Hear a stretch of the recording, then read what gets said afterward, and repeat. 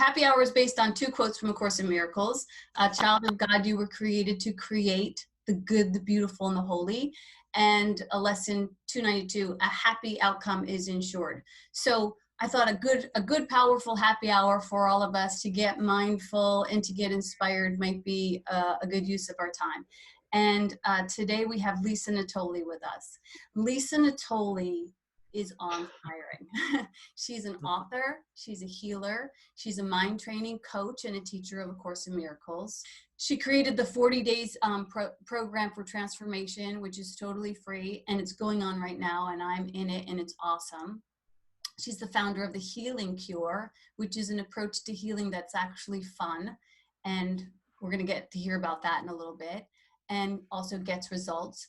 And she is a devoted to being a light of the world. And she inspires people to use their power of holiness and to love themselves and others. So that's what it says on the black and white biography of her page. But what I know about her is that she is such a bright light. She is like positive enthusiasm personified. If you've ever been under her nose, you feel like what a flower feels like when the sun finally comes out. You're like, oh, I feel so much better about myself. I have no idea why. Well, because you're standing next to Lisa, that's why. She walks her walk, and everything that she posts is like clean and in alignment and helpful. And I'm just really, really grateful that she's here today to talk about her own creative journey and what that looks like, and how we might, get some inspiration from her. So thank you for being here. Thank you so much for having me. And I love you so much, Maureen. And what's so interesting that you emailed me to say, can we do the topic on creating and creation, is that last week when I saw that Dr. Bob Rosenthal was on, I was like, oh my God, I have to see Maureen and Bob together. I love you both so much. And halfway through the call, I had the thought, I want to be on the happy hour. I want to be a guest on the happy hour. And within 10 minutes after the call, I had an email from you inviting me to be the guest this week on the happy hour. And so to me, like, that's just one example of creation. Mm-hmm. Like, and I'm excited to talk about it, like how we actually do create, because creating is not arts and crafts. It is creating like God creates. Like God's creation is let there be light, and there was light. Right. And that's the kind of creation that we're going to be talking about today. So thank you so much for inviting me. Yeah, well, you know what? So the way that you explained it, it sounds to me like God created you. Like, I do believe that everything that's good and beautiful and holy is not actually created by us, but created by that source that has all of us. And sometimes we get postcards from it. Like, oh, all of those little desires are like, I want to do that. That's because you're probably going to do that soon. Like it's just like a preparation. And when that postcard comes of, gee, I want to do that, we could either say, that'll never happen. I'm not good or beautiful or holy. I'm not worthy. Or we could say a million other ways to sort of block the energy, as opposed to just sort of being open with it and saying, I'm curious about that. So, so how do you see yourself as a creative? I see, I see how you are in the world. I see how you create. How does it look in your life as a creative? Well, can we swear on the show? Fuck no. Okay, so my definition of creation is to get the fuck out of the way. So that's kind of like how it's been for me. And I didn't know this, but there's literally a light in each of us, and this light is intelligent. It is a force, it is a power, and we are all connected as one with it. But what we have as body identity is a belief that we're separate, that we're a boy, a girl, of a certain talent with certain abilities. And so the entire mind training is to undo those beliefs so that the light can start to flow through. That took me a long time to get to that point, but I don't feel like I, Lisa Natoli, created anything. Yeah. All Lisa Natoli did was get out of the way. Yes. Because each of us has ideas. Mm-hmm. That's the light. Mm-hmm. And what the person does is then judge the idea. Mm-hmm. It just immediately hijacks the idea and it says, it's already been done. I'm no good. I don't know how to use technology. Mm-hmm. Why bother? It's just an illusion. It doesn't matter. I'm gonna wait till X, Y, or Z. Like I don't have the money. My kids, wait till they're in school. What creation is is allowing this life force, this energy to come through. So one of the things, Maureen, you had written to me in an Mm-hmm. email was because of everything that's happening in the world right now with the coronavirus and everybody being at home, that this would be just a great topic for people. And I totally agree. I work with a couple of different private groups right now, Mm-hmm. and I actually am in my private groups, I'm feeling from across the board, no one really wants to do anything right now. Like Yeah. I'm actually not seeing a lot of people wanting to be creative. Right. And that's totally normal. Yes. And so it's to allow ourselves, like this is a big happening right now that's Yes. happening in the world. Yes. And one of the things I wanted to share today a little bit is I was looking at, there's a whole section in here called What is Creation? It's only love creates and only life itself. But this morning I just happened to randomly, I didn't choose to open the book up to lesson 76, which is I am under no laws but God's. It talks about economics, immunization, medicine, Mm-hmm.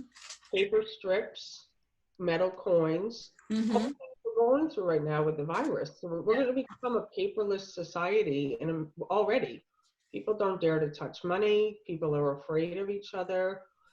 And what it says at the end of lesson 76, I thought this was interesting because it's keeping in line with this topic of creation. It says, it's talking about hearing God's voice. So that's just yourself. God's not outside of you. There's no Mm-hmm. God that's separate from you. You are what God is. And that's what creation is the recognition of your true identity, your oneness, your wholeness, your power, your presence. Mm-hmm. So it says, hear him who is telling you you're under no laws but God's. And then listen further. He would tell you more about the love your Father has for you, about the endless joy he offers you, about his yearning for his only Son, which is you, not you, the identity. The Son is the light. It's this light, and acknowledge that that's what we are. Mm-hmm. And it says about his yearning for his only Son, created, here it is, as his channel for creation, Mm-hmm.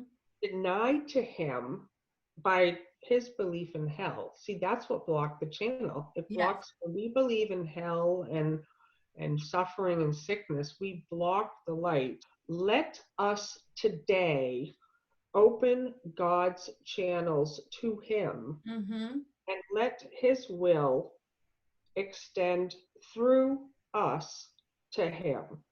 Thus is creation endlessly increased. And so that's what I was thinking as we came on the call today. Let's see how many of us in this happy hour can get on board with this. Like instead of being in fear, Yes.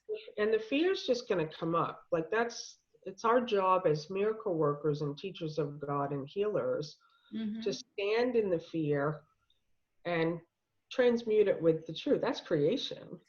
But Yeah. let us open the channel for creation to flow through us. And I think you said this actually in the 40-day course this morning, or in one of the days, or I heard it somewhere about like being aware of what your surroundings and what you're surrounding yourself with. And I was working today and I had somebody send me an email about this kind of horrific thing. And I was like, I didn't ask to see that. You know, I'm like, I know that that's going on in the world. You know, I know that things happen in the world, but like, I'm really particular about what I let into my mind. And I said to her, you know, I feed my mind love, and you can feed your mind love too. And I think today we were talking about 168, love holds no grievances, and you were quoting from a place that said, spend the remainder of the practice period thinking of yourself as completely at peace with everyone and everything, safe in a world that protects you and loves you, and that you love in return.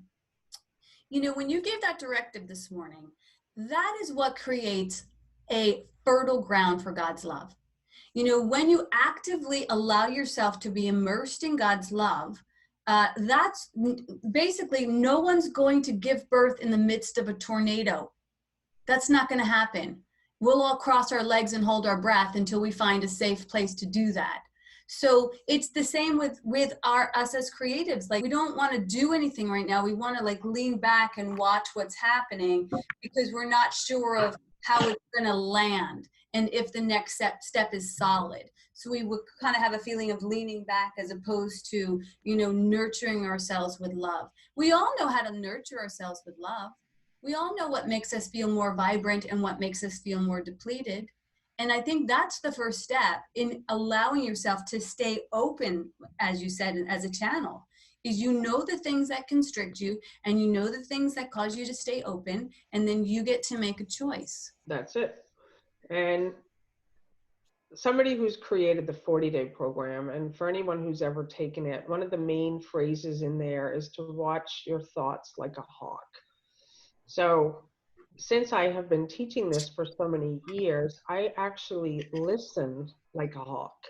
So when I hear everything, like I hear what people say, and what I've been hearing a lot of people say, because I watch other people's language like a hawk, because your language is the step from the thoughts that you're thinking in your mind. So a lot of people are like, this is bad. This is terrible. This is, to be aware of what you're thinking and believing and saying, and bring yourself back to the truth. So I don't have my head in the sand ever. I mean, I pretty much following the news by the hour, right? I have a subscription to the New York Times online. I'm just deep listening. Bill and I are just not going outside. We've pretty much been in, not because we're afraid, but it's just like, that's the guidance we're getting right now, is to just hang low and not try to change anything.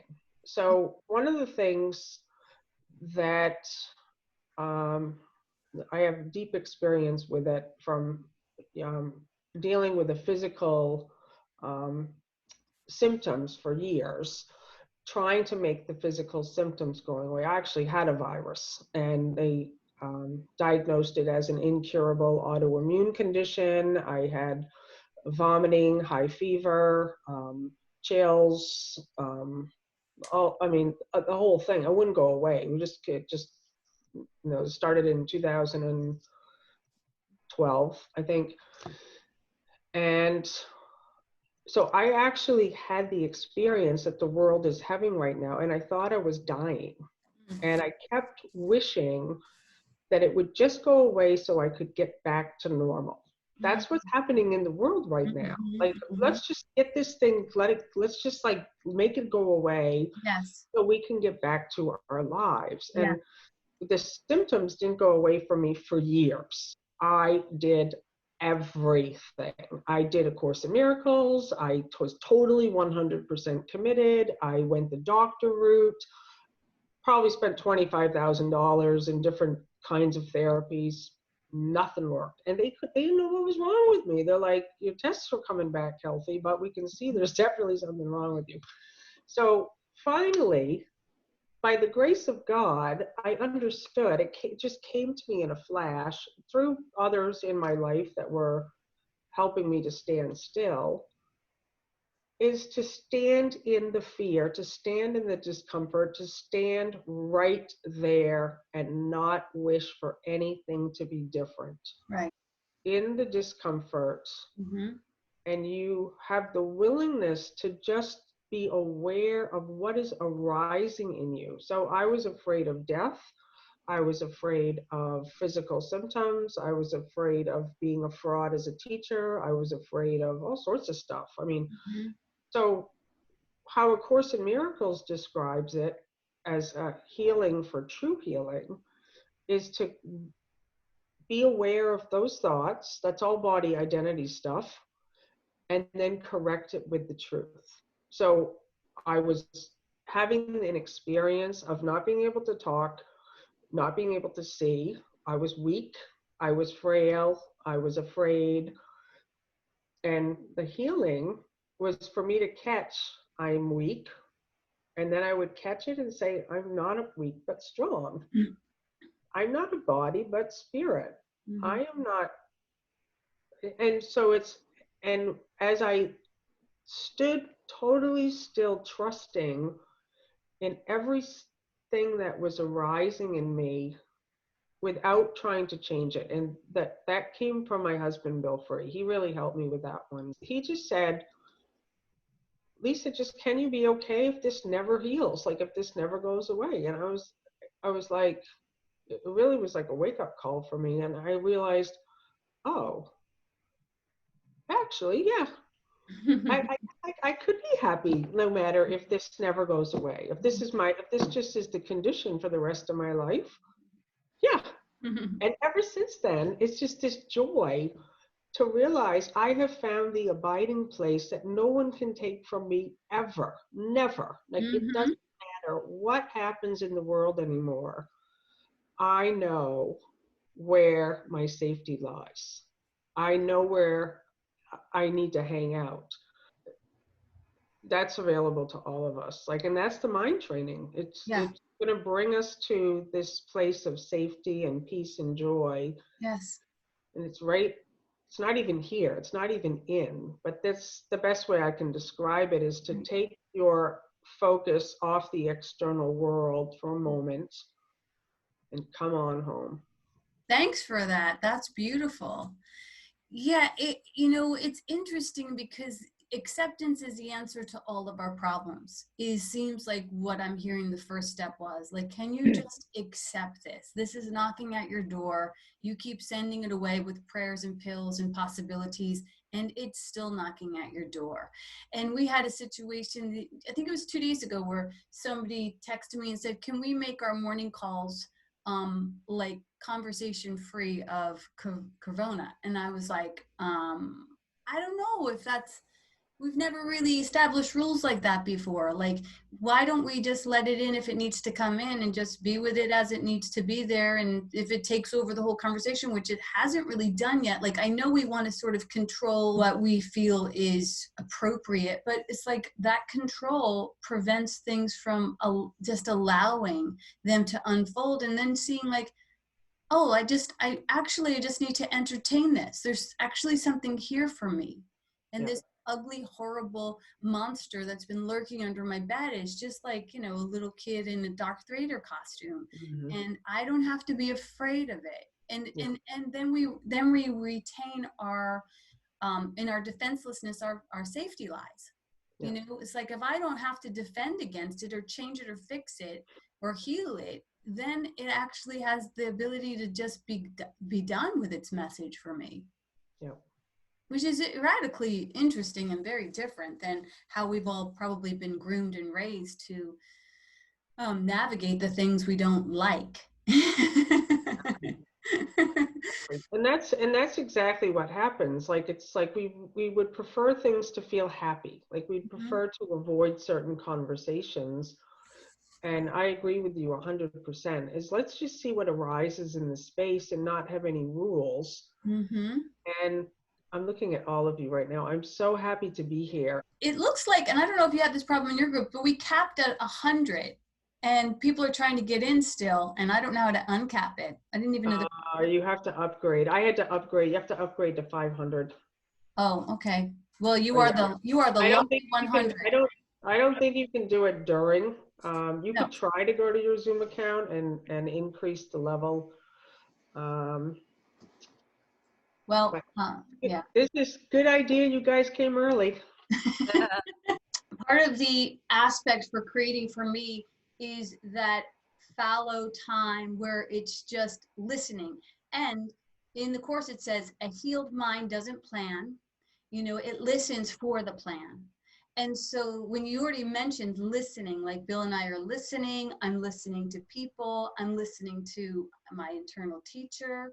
Um, when I when I begin to listen and hold space for the Holy Spirit, what I notice next in regards to my own creative process is something I call signs and symbols. And I'll ask the Holy Spirit for a sign or a symbol to help ensure me that I'm on the right path. It could be my Irish heritage, I don't know, but it helps me. It's like little God taps and synchronicities, and God incidences is a term that my friend Bonnie uses. But yeah, like when you're creating, do you notice those sort of synchronicities, and do they help you stay on the right path? Yeah, I think listening is probably the most important practice that we as teachers of God can begin to develop. And it also requires trust. And one of the things that I want to encourage everyone here on this call, I know for myself and for many people that I'm around, that you want to be perfect, that you have an idea of what spiritual looks like, what holy looks like. And I encourage all of you to let all of that go and to start today to be willing to make as many mistakes and look like an ass in public as much as you possibly can. Seriously. Because that's the way this light can start to come through you. And I've made a tremendous amount of mistakes along the way and continue to do that. But it's like it doesn't matter to me anymore because I'm having so much fun co-creating with this power. To me, this moment in time for all of us here on this call is what we've been trained for. This is it. So whatever thoughts you've had about yourself before this moment, if you think I'm not there yet, I'm still not awake, it does not matter. Because this world just turned upside down, practically out of nowhere, with no warning. And there's never ever any going back to the world that was 2 weeks ago. Sorry, guys, but the economy just is crashing. People are afraid. And this isn't a bad thing. This is literally a new world that's going to arise out of this. That every individual, this is what you were saying earlier, Maureen, about how I teach about your location, Mm-hmm. your point of viewing, your Mm-hmm. state of mind. Mm-hmm. So, as bodies, we all have a location. It's Mm-hmm. where we hang out. You hang out in fear, you maybe hang out in shame, maybe you hang out in a variety, maybe you move around, you're in gratitude, and then you fall back into guilt. And so the location doesn't have a stable point. It's just, it's constantly all over the map. But most of us have a sort of a set point that we always come back to. And when you start training your mind in a systematic way to know yourself as love, the point keeps getting higher, and it doesn't get higher. There's no such thing as higher or lower, but that's a good visual way to see it, is that you're literally being moved out of the world, out of the thinking of the world, and a 100% is one who knows their self as the light, as one with their brother. They recognize, oh, we're all in this together. And you have no needs of your own. You really are here only in this open space. Just because you have lots of money, it doesn't mean you're in control. When you're in control, quote unquote, is when you're creating. that brings us back to the subject of today's call. It's like when you know this light within you Mm-hmm. and you have found this abiding place and you know the power and presence that is with you as you, Mm-hmm. you're the most powerful person on the planet. Mm-hmm. And when you, and this is for all of us, you see, Yes. like, this is where Jesus has been leading us, like to this place where it's like, okay, you guys ready? Who's ready in here? Mm-hmm. Even if you're not ready, let's see some hands. Two hands. Well, So we're recording it. So you guys who couldn't get in, if you're listening to the recording, we love you totally. another thing that I use when I'm actively creating, I ask the Holy Spirit for signs and symbols and synchronicities.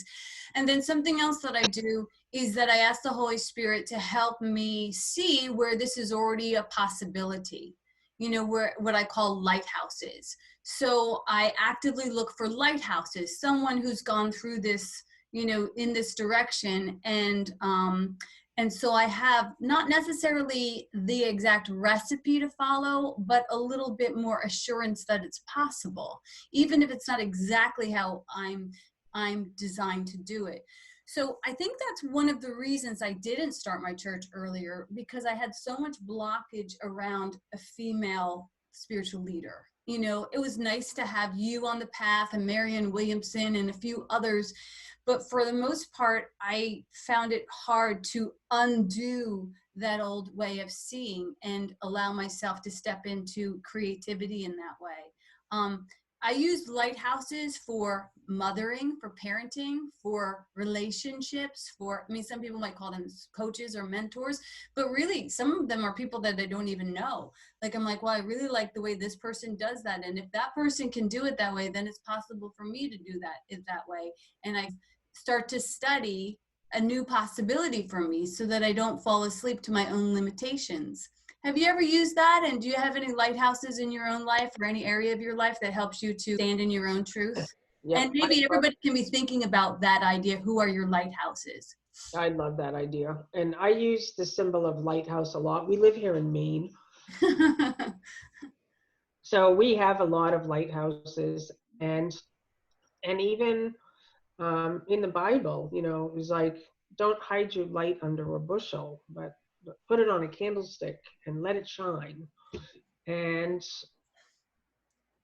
that's again like where you have to start to trust to allow that. I have a ton of lighthouses. Like I myself, I have a very curious mind. Mm-hmm. And I went to college to be a journalist. Like I have a mind that remembers everything. Like, and I love reading. I read book after. I usually have like 6 or 10 books going at any one moment. And at some point, and I had for many, many years this idea of myself being a spiritual person, that it wasn't spiritual to have a business, or it wasn't spiritual to have money. It wasn't spiritual to create an online course. I mean, all these ideas. And thankfully, when you get sick and you might die, like it wakes you up. Mm-hmm. I'm so grateful, because I really thought many days was my last day. And when I got to that place, I was like, again, I'm going to swear again here, but my healing philosophy is fuck it. That's what happened. Like I realized, fuck it. Like if this is my last day, I'm going to be happy. Right. I'm going to be creative, and I'm going to eat food that I love, and I'm going to be in joy, and I'm going to express love to everyone, and I'm going to say I love you to everyone, and I don't care if they don't like it. It's like it really wakes you up. Yeah.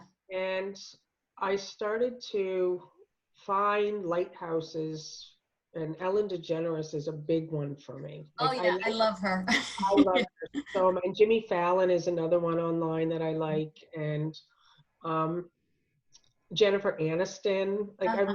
I find the ones I like. I Yes. actually gravitate a lot towards women myself, Yes. but they all have similar characteristics. They're all funny. Uh-huh. They're all authentic. they're all risk takers. Yes. They're all super, super generous and Mm-hmm. givers. Um, all really down to earth. Mm-hmm. Like I find I went through a period where I I thought I should dress up. Like I should wear high heels and I should, I was starting to be on more stages and I was starting to get invitations um and I used to, I tried wearing, earrings um and then I was like, this isn't me. Like for some people, yeah, they're rocking it and they love Barbie dress up. But I was like, this just isn't me. Like Yeah. I like flat shoes. Right now I've got bare feet. Mm-hmm. I'm wearing black leggings. I mean, I'm basically in almost like pajamas that I could go out in if I wanted to. And at that point, like seriously. We all And relate. We all relate today, Lisa.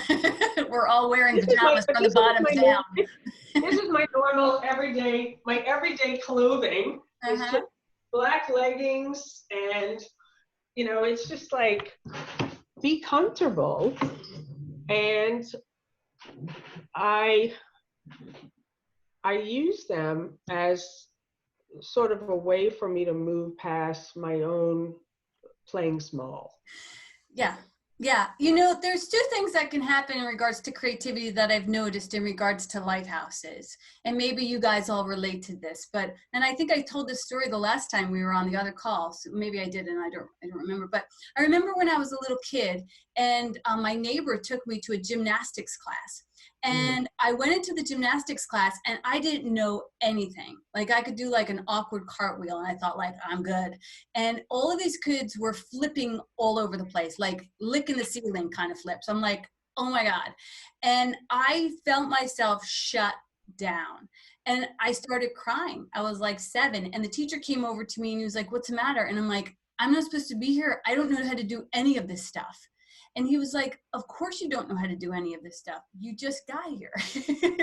He's like, when these girls got here, it was the same for them. They didn't know how to do it either. I think I was telling my husband that the other day because he's learning how to play the guitar. So sometimes when you're around certain lighthouses, depending on if you really have that like, oh shit, fear, it can shut you down. And so I think it's important for us to figure out how we can be, what do they say, like pushed by pain or pulled by vision, to allow your vision to keep you in the room, to allow your passion to keep you in the room. And sometimes that's a real insight. All the time it's a real inside job.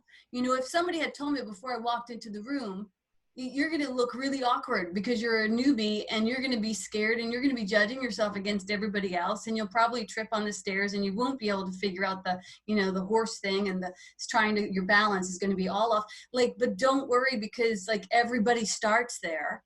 It would have been so much nicer.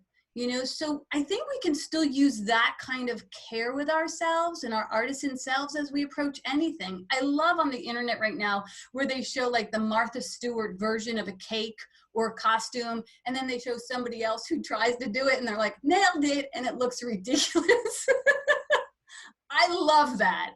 I love that because I'm like, good on you, man. You attempted. And that's what it looks like in the beginning. When I invited people to this call, actually, I showed them a video of Will playing the guitar and he's like, don't post that. And I'm like, why? It's so beautiful. It's so beautiful to watch a baby learn to walk, as it is as beautiful to watch a man cross the finish line and win a marathon. Except for as artisans, I sometimes think like, don't let anyone see our beginning stages, like hide all of that under the carpet, because I only want you to see me like being awesome.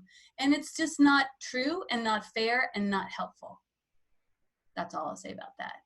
So That's so good. I mean, you just said so many good things, but that's it. Like for everyone to just take a little baby step wherever you think you are. Like I'm facilitating a B school group right now. There's this woman named Marie Forleo, and she offers B school once a year, and it's so fun for me because it's everyone who's in A Course in Miracles, and most of the people who have in my group have a lot of ideas like I did. Like you're not supposed to charge money, but if you look at this right here, this group only has 100 people in it, or we have to up it to $2,000 a year. That's just what technology costs now. I had to do it on my Zoom account. So people are like, you shouldn't be charging it spiritual. It's like, well, if everybody gave, I guess it would work. But people don't really realize that every single thing in this world has a cost.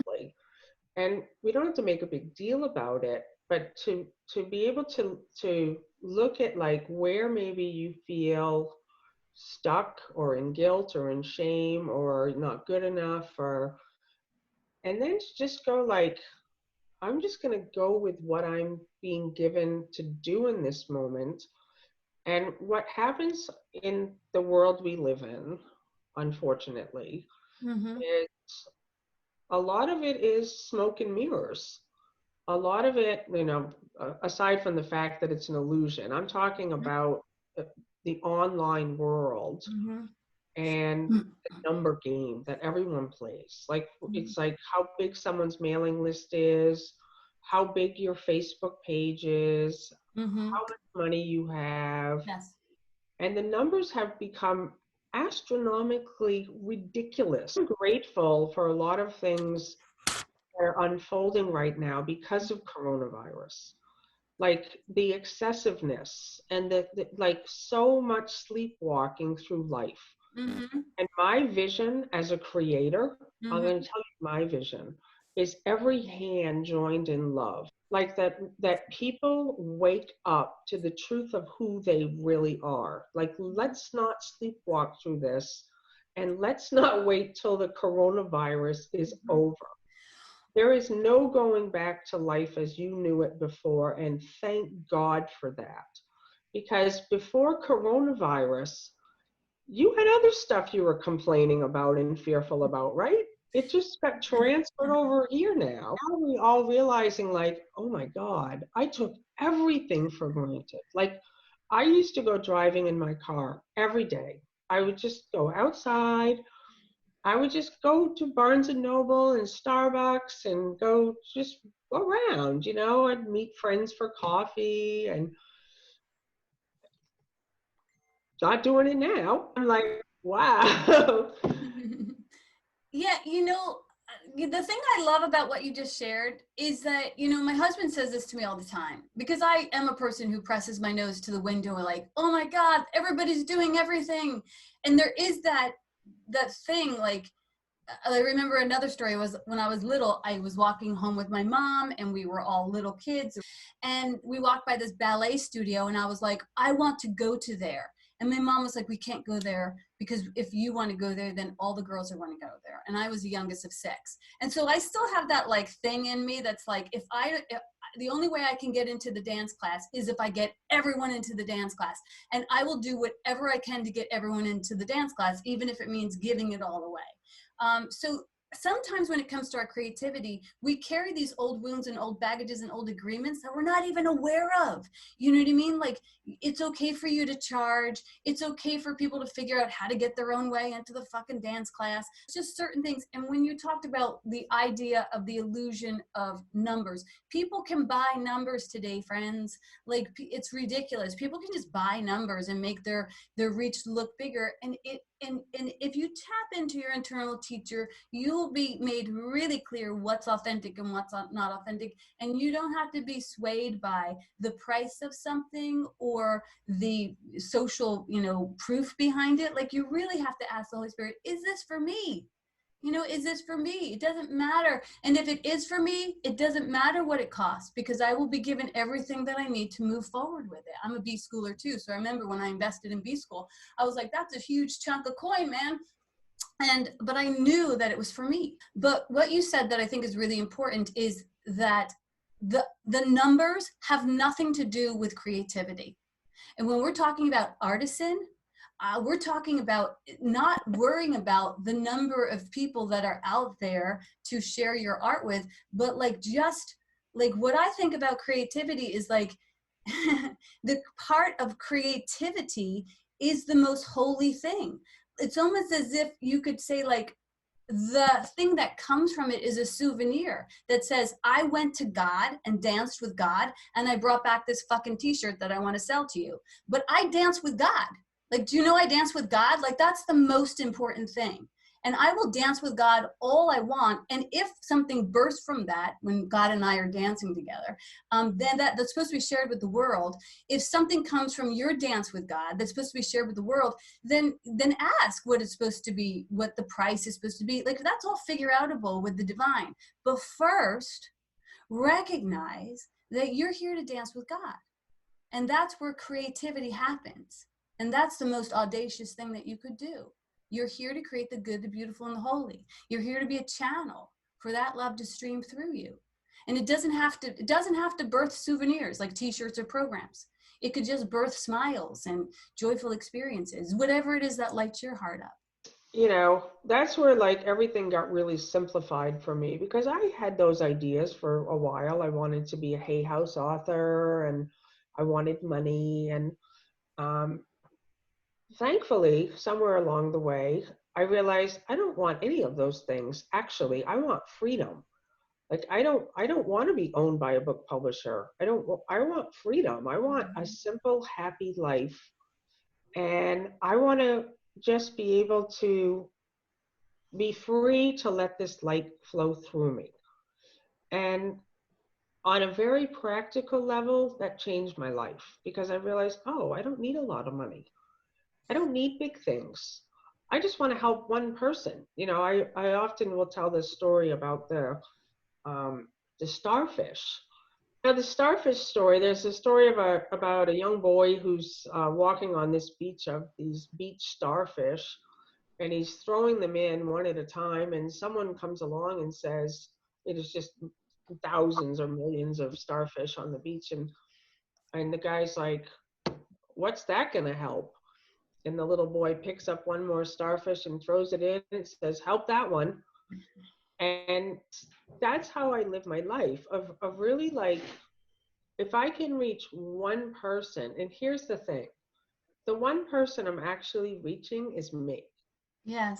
That's where like that's the great discovery. It's Yeah. like my blog posts and bring me so much joy to sit in the morning and open my laptop without a plan and see what comes through. The joy of just that before I even hit the send button. Yes. So if anyone writes me back, or if anybody's touched by anything I've ever written, that's just icing on the cake for me, because the whole accomplishment of it was in the thing of allowing this light to flow, not holding it in anymore, not thinking like, oh, it's, you know, it's not good enough, or it's, you know, it's whatever.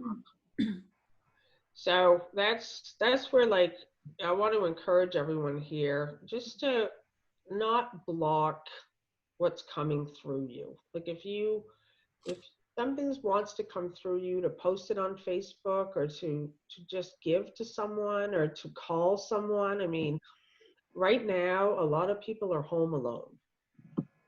They are. And to reach out, to just realize how much you have to give. And you don't need any money for that. You don't need anything. So when Jesus is really inviting us to recognize, I have everything. And that's a reversal from how most people are thinking right now. Most people are thinking, I just lost my job. I don't have anything. Like, I don't have money. I don't know how I'll pay my rent. I don't have this. I don't have insurance. I don't. And you have to catch what the mind is doing, and then bring it back to, what do I have? Yes. Oh, I have the gift of my time. I have the gift of friendship. I have the gift of light. I have the gift of making someone laugh. I have the gift of bringing joy to the spaces I go to. I have everything. There's a story from the Bible about the lady with the oil, where she's like, you know, my kids are going to be taken from me and sold into slavery, and I got nothing. And her minister, rabbi, or coach or whatever was like, well, what do you have? And she's like, nothing, nada. He's like, well, really, what do you have? What do you have? So it was just like all of us were like, I don't have anything. I don't have anything. He's like, settle down, look again. She's like, I got a little oil. He's like, okay, get your kids to gather up all the bottles that they can and then bring them into your house, bless them, and then start pouring oil into them. Yep. And she kept pouring and pouring and pouring and pouring and pouring until like she had no more bottles left. And then Yep. he said, okay, sell those. And this like But this. that is such a good story because there's so much metaphysically in that story of like, don't let yourself off the hook. Right. Like, I can't tell you how many people I've come across who say, no, seriously, I have nothing. Yeah. And I'm grateful for my own experience. I had nothing. Literally didn't have 2 pennies to rub together for a long, long time. I didn't have money to put gas in my car.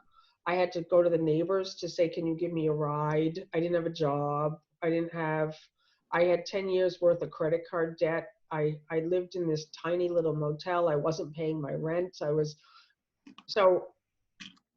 I was a victim. You say, like, I was in a space back then of like, no one's giving me a chance. If only someone gave me a chance, then I would shine. If only someone gave me some money, I could start a website. If only something. Right. And then I was like, oh my God. Oh my God. Like the mountain of excuses that I was sitting on. And finally I was like, that is enough of that. Enough of that. I have everything. I'm a child of God. I'm not alone. Today's a new beginning. Yes. And I'm going to start showing up in a new way. And A Course in Miracles is talking about that healing is a shift in perception. It's a shift from your perception of yourself as limited, weak, frail, alone, scared, not good enough, unlovable, to shift your perception to that you are lovable, you have everything, you are worthy, you are holy. And then for a while in the transformation, it's this shifting back and forth. You know, you kind of have this moment of like, yeah, yes, I do have gifts to give. And then you fall back and then you up again. And so it's for a while, you just be gentle with yourself in the transition like that. But there comes a moment when you're just solid. For me, I remember moving from that like addict, need state of being to peace. I would feel that energetic tug of like, I need that or I want that. It felt very much like my addiction. And I battled with some addictions. I remember one day I was like in the mall in New Jersey.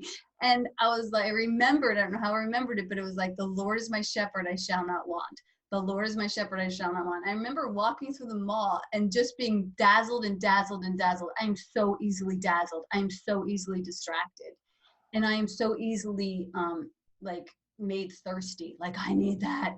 And just that little saying sort of helped me to get back to my good is at hand. Like, the addiction makes me think that I want more than I need, and I pray to God with my mouth full, and it's like, stop. Like, savor what you have right now. I think that's a really good point to open up maybe questions for people, because we are at the hour. It is a happy hour. We can go a little bit longer if you guys are okay with that. But I would love if anybody has any thoughts or questions that they want to share, just raise your hand and I'll open up the room for questions. How many people out there feel oddly peaceful and happy? Just raise your hands. Yeah, it's kind of interesting. Yeah, it's interesting. I know it's surprising. It feels a little bit like we're crying kind of like laughing at a funeral. Like, I know all of this going on, and still my true feelings are I'm at peace and even a little bit happy. And it's just interesting to be aware of that with no judgment or shame on it either way. Well, what's interesting for me, actually, I just want to say this, is that as Course in Miracles students and teachers for all of these years, some of us have had the book for 30, 40, 50 years, that we've all been dedicated in whatever like way we could be, even if we haven't been doing it perfectly. everyone I know has really been saying, I don't want to hold on to the grievances. I do want to be in that state of peace. And enough of us individually, which is collectively as one, just shifted the whole thing. So the world that we thought we were seeing, the picture just changed. And this is what it looks like. So now we're not judging it as it's changing, and to stay in that trusting place as it's just, who knows what's going to happen next, right? None of us know, but we do know one thing for sure: a happy outcome is certain. We know that. It's like we are here as a light in a world that is sleepwalking. And as we hold our minds in the truth, that it literally is unfolding, and we don't have to make anything happen. That's what I know to be true. Thank you, thank you, thank you. Thank you so much. Thanks for joining us at Happy Hour. Happy hour. Love you guys. Yeah. Thank you. Love you. See you next week. God bless. God Bye. bless. Thank you. Thank you. Bye-bye. Thank you. Bye-bye. Love you. Bye. Woohoo. Thank you. Bye.